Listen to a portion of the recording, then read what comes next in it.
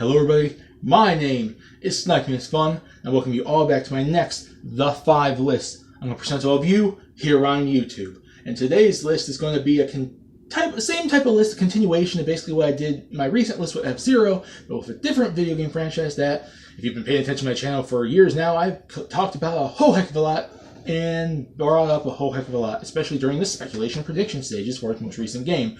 But if you've seen the F-Zero one, I talked about the 5 things I want to see in the next F-Zero, the return of F-Zero, revival of F-Zero, because quite frankly, that's a franchise I feel needs to come back. And I think a lot of Nintendo fans, a lot of video game fans in general, want to see it brought back. Hopefully the Switch is that time. But this is another thing about the 5 things I want to see in the next entry of a certain series, and this time it is the Smash Brothers franchise. A franchise that, if you've been paying attention to my channel for a couple years now, within the most recent one, Smash 4, coming out in 2014, for over a year, I predicted and speculated various things on fighters and stages and items and music and bosses and all this other stuff. I did speculation prediction like crazy, like a lot of Nintendo fans and gamers seem to have done leading up to Smash Bros. 4. And it's been a big part of my channel, the Smash Brothers franchise, for years now, and it's one of my favorite video game franchises of all time. I love seeing the collaboration between all these different Nintendo franchises just thrown together and seeing them all fight each other. And this video is going to be the 5 things I want to see in the next Super Smash Bros. Game. And no, I am not talking about a Super Smash Bros. 4 port on the Switch. I am talking about the next entry in the series, the 5th entry in the series, Super Smash Bros. 5. And eventually that will happen. I know Sakurai has said numerous times in Smash 4, like, oh, he's done with the series, but he said the same thing with Brawl, and he said the same thing with Melee, and he always came back. And regardless if he comes back or not, Nintendo's going to want to continue it anyways, because it's their big collaboration game. It's awesome to see all these Nintendo characters just thrown in together, fighting each other, and just collaborating in one big game. And it's so freaking popular, and so freaking big, and so freaking, huge. I know Nintendo is never going to want to end it. It's one of their biggest time franchises, so if they don't have Sakurai, they're going to get someone else.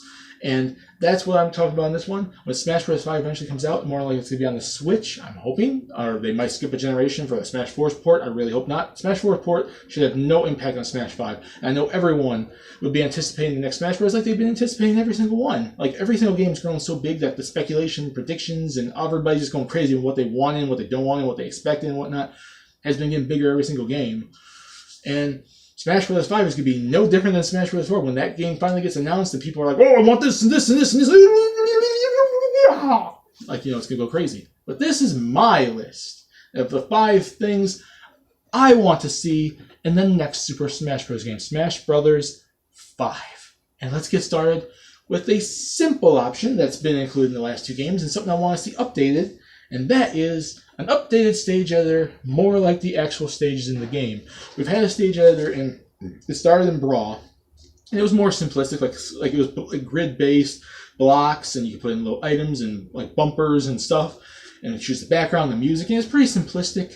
And then they updated in Smash 4 on the Wii U, because that was an exclusive mode on the Wii U, where you could use the pad, the tablet, and draw planes, and still include the blocks and the bumpers and all the little items on it, background and music.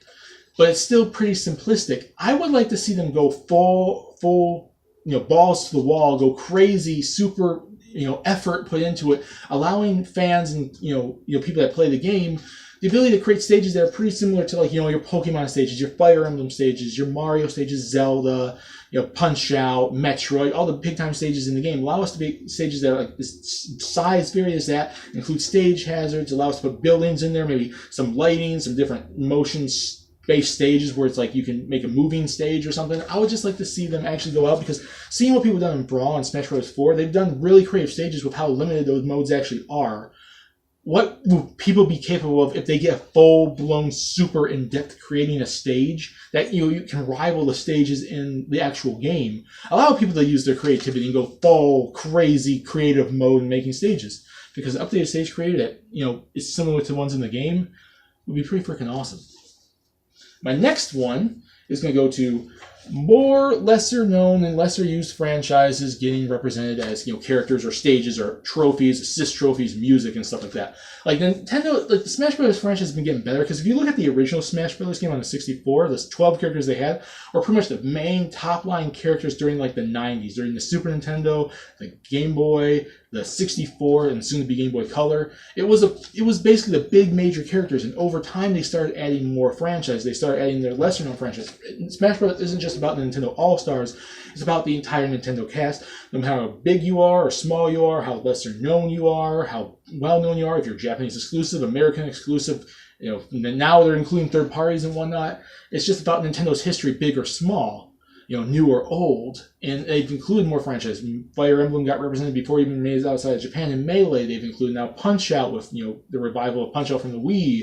They've included various retro characters like Rob and Mr. Game & Watch. And other franchises like Xenoblade now came out and they've included that. Now, Kid Icarus came back and they represented that. I want to see them continue forward, because there's quite a bit of Nintendo franchises that have yet to even be included in Smash Bros. Advance Wars, Golden Sun, Sin and Punishment, Custom Robo, Chibi Robo, various other retro franchises that haven't been included yet, like Murasame Castle. And there's franchises like F-Zero or Star Fox or Metroid that could easily use more characters.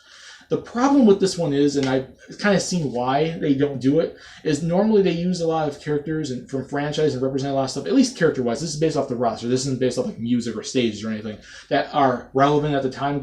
Characters from games that just made a return and made a revival, like how Kid Icarus and Punch-Out got revived during the 3DS and Wii eras. And characters that have been used a lot lately, franchises that have been used a lot lately, or franchises that Nintendo plans on using after Smash Bros., like advertisement type stuff, like how Roy got into Smash Bros., Melee or Lucario or stuff like that, where they're planning on using these characters in the future, and it's like an advertisement type thing. If the franchises aren't being used a lot, and I understand probably why they're not going to do it, and that's probably the reason why we might not, until a revival of F-Zero, ever see any more than just Captain Falcon. Maybe until Metro Prime 4 comes out, we won't see anyone else until, likely as possible, as like Samus/Zero Suit Samus. They've been improving upon it, but I'm hoping they can improve on getting more franchises in there. I can understand why they don't do it, but that's the reason why I also think that Nintendo should start using more of their franchises, because there's a lot of franchises they have in the Nintendo Vault, like F-Zero and Advance Wars, that fans really want to play. Elite Beat Agent and Golden Sun and Sin and Punishment. Nintendo, you have a lot more franchises than just Mario, Zelda, Pokemon, Fire Emblem, and Animal Crossing and whatnot. Use them, please, so we can get them in Smash Brothers, because then they'll make sense. The next one is going to go to a story mode. And I know probably a lot of people will be like, complaining like, oh, we didn't like Subspace Emissary. But at the same time, I think Subspace Emissary was a pretty cool feature. And I think Smash Brothers needs a big major single-player mode. I know it's a fighting game. It's supposed to be mostly about the multiplayer and playing the smashes with your friends and your family and the computers, online, split screen, yada, yada, yada. But there needs to be a big single-player moment, because you're not always playing Smash Brothers with other people. You're playing by yourself, and you like to get that big major single player mode. I know they do the challenges and the events and whatnot, but there needs to be a big major mode like Subspace Emissary that's like a big 4 to 6 hour big major story mode where we can see these characters collaborate, because I like seeing all the Smash Bros. Characters and Nintendo characters fighting each other in the actual game, but it could be cool to see them talking to each other, collaborating with each other on cutscenes and big storyline moments, and this could be a good way to include boss battles back, because that was a major thing I thought was missing in Smash Bros. 4. I think Smash Bros. 4 is the best Smash Bros. To the date. It has the most characters, most stages, most things to do, awesome music, stage editor, blah, blah, blah, blah, blah, and it has a 3DS version and whatnot. But it's missing a single-player mode. And Subspace Emissary might not have been perfect, and it had that stupid maze thing at the end, and there's a lot of bosses in it that weren't Nintendo bosses. But with enough working in there, we can get a big mode, because I like it when collaborations come together and we see the characters actually interacting with each other. Just imagine Mario and Link talking to each other. Oh, we're gonna fight, Metal Face, and then Shulk comes in to save them, and they all go battle Hades because there comes Kid Icarus, and then here comes Dracula and Simon Belmont, and third party and first party, and Dr. Wily and Mother Brain, and having Nintendo bosses be playable, and they can do like a boss rush mode side thing, and you can just have these characters interacting. It needs to be more in-depth than Subspace Emissary, and I feel it needs voice acting. Some of the characters might not talk, but you can have Mario talk, you could have Pit talk, and Shulk talk, and Little Mac talk, and all these other people can talk. Just I want to see something that's a big single-player mode where all these characters are actually collaborating with each other in a big, major story. Because it's cool seeing, like I said, in a big game fighting each other, but to see them do a full-fledged story where you actually see cutscenes and big major events and all the villains trying to take over, and more Nintendo villains, not any of the stupid, like, South-based emissary original villains. You have Dracula, you have Hades, you have Mother Brain, you have Metal Face, you have Bowser, Ganondorf, and all these freaking other villains and various dragons from like Fire Emblem. Why the heck can't you just do boss battles like that in a big major story where all the villains are trying to destroy the heroes? Come on. We need a big major single player thing to do, and a big story mode would be just that. My fourth one is going to go to more alternate costumes. And no, I'm not talking about the color schemes. I'm talking about actual alternate costumes. It surprises me that to this date, there's so much more focus on the colors, and they haven't really done too much on alternate costumes. Okay, we got Corrin, male and female. We got Little Mac with his like hoodie and the warrior frame version of him. We got male Wii Fit trainer and female Wii Fit trainer. We got male, female Robin. We got classic Wario and WarioWare Wario.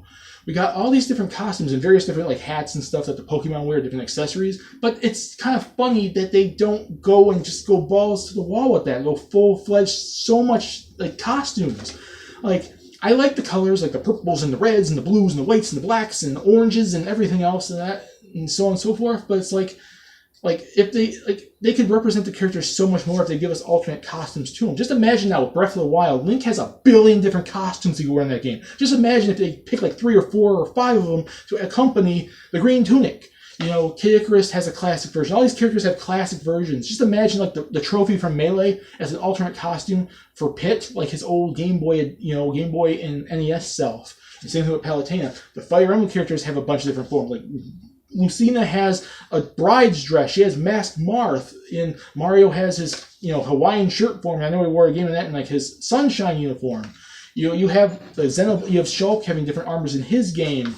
You have all these different costumes, all these different looks throughout the history of these franchises, and you can't bring more of those costumes as actual playable, costumes in the game. I think a lot of fans would like that because that represents more of the franchise. That represents more of the character. And it's like, oh, they're picking this costume from a 1992 game that I'm gonna remember, awesome, or this new costume or whatever. It's like I like the colors, but I like to see more representation because it's more representation of Nintendo's history. If you represent costumes that the characters actually wore in their games, their classic costumes, their newer costumes, different variations of the costumes they wore, and, alongside the colors. Don't take away the colors, but I want to see more costumes worn because it's like, you can do so much more. You have so many of these different characters that, okay, if you pick one version of them, it might alienate some people because they want a different version of them. Like in Smash 4, I didn't really like that they continued the Twilight Princess Link. I wanted to see the Skyward Sword Link, and they pick a costume for him. Okay, a color of like the Skyloft outfit, but all it was a reskin color form of his freaking tunic from Twilight Princess.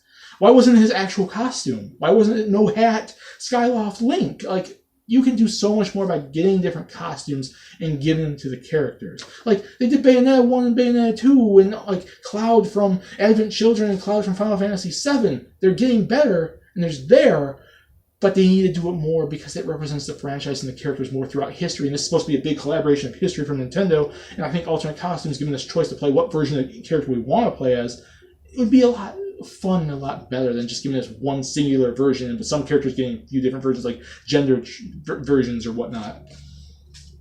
And the fifth and final one on my things I want to see in the next Smash Bros. 5 is more third parties. Now, I know they've been including these since Brawl. We had Snake and we had Sonic in the original, so it was only 2 characters. It was a small guest thing. And then Smash Bros. 4 comes and it's Snake's gone, and then we have Mega Man and Pac-Man and DLC. We have Cloud, Bayonetta, and Ryu.